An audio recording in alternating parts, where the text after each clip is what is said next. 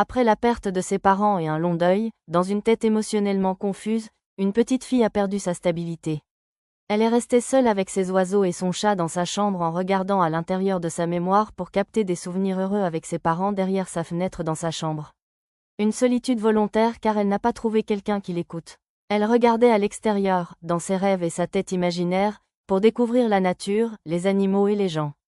Elle s'arrêta pour chercher un ami virtuel derrière son écran de télévision, son téléphone et sa tablette. Elle resta silencieuse longtemps après avoir été volubile et cancanier avec des gens méconnus. Dans sa touchante et innocente connexion, elle s'est connectée à ce méta-univers et elle est devenue universelle. Elle pensait que son monde fictif est réel et que tous les gens se ressemblent et qu'ils ont les mêmes intérêts qu'elle. Elle se projetait en eux et épongeait ses propres émotions dans leurs émotions dans une empathie et un don qu'elle a acquis depuis son enfance grâce à son amour des médias et des lumières. Elle construisait sa propre stabilité, son bonheur, ses amis et ses petits amis imaginaires au milieu d'un cercle de poètes, d'écrivains, de chanteurs, d'artistes et de journalistes, maudits dont la vie est dissolue et corrompue. Ce cercle d'activistes et de rêveurs protestait contre l'injustice et la vie misérable dans leur pays. Elle restait petite fille qui rêvait de finir ses études et travailler mais ailleurs. Trouver sa propre voie, sa propre ascension, sa vraie place mais ailleurs.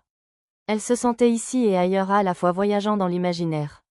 Tel un papillon, elle naviguait d'une communauté à une autre. Elle jouait et dansait dans sa chambre seule, passant son temps entre salle de gym, sport, télé, jeux en ligne, librairie, expositions, musées, réseaux sociaux, lisait des livres et écrivait son journal. Elle écrivit des histoires à la fois vraies et imaginaires. Elle se complaisait dans sa solitude mais elle n'était pas heureuse. Elle cherchait la signification du bonheur sans la trouver car elle se sentait seule. Alors, elle a compris que la relation sociale n'est pas virtuelle. Elle cherchait un contact réel pour donner un sens à sa vie. Un jour, elle regardait dehors derrière sa fenêtre. C'était une journée ensoleillée, les oiseaux chantaient, son chat regardait la rue. Une famille s'installait devant sa maison. L'histoire du papillon nuit étoilée. Il était une fois une petite fille nommée Ombeline. Elle avait 10 ans, des lunettes pour voir les étoiles de près, et un pyjama doux comme un nuage. Assise au milieu de sa chambre, elle attendait. Son chat blanc, Zéphyr, s'était endormi sur le tapis moelleux. Mais ce soir, Zéphyr ronronnait plus doucement que d'habitude, comme s'il gardait un secret. Soudain, un mouvement léger, plus léger qu'un chuchotement, attira son regard. Près de la lampe de chevet, un papillon aux ailes de nacre dansait. Le papillon, que l'on appelait papillon nuit étoilée, s'approcha sans faire de bruit, ses ailes comme des parchemins fins remplis d'histoires non écrites. Il fit le tour de la chambre, effleura le nez de Zéphyr, et vint se poser, doucement, sur le cou d'Ombeline. Elle ne bougeait plus, même pas un petit souffle. Elle pouvait sentir les minuscules pattes de velours et le léger battement de son cœur de papillon. Elle était une statue de lune. Zéphyr ouvrit un œil. Il connaissait ce papillon. C'était le gardien des silences, celui qui venait quand les enfants arrêtaient de chercher de grandes aventures pour écouter les petites. Le papillon nuit étoilée n'avait pas besoin de parler.